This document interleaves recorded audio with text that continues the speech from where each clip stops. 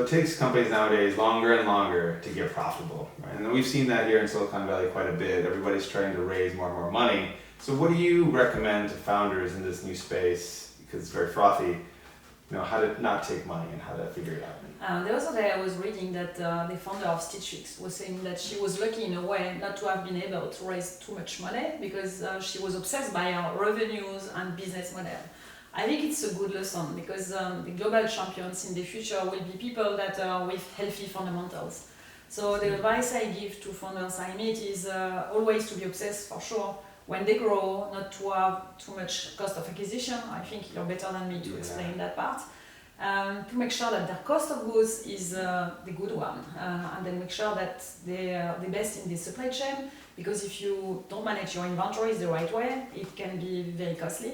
And most of the investors in the Silicon Valley don't like direct-to-consumer brands because they prefer software and B2B and SaaS because it's less risky.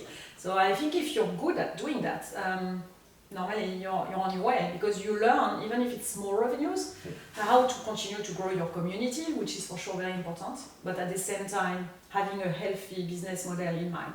That's fantastic. And going back to your cost per acquisition, it's very interesting to know that once you have like a healthy cost of goods, then your price point, you have a lot of margin for your cost per acquisition, because you know that people aren't going to buy one time, they'll buy several times, so you can have a little bit more room to actually get that first customer.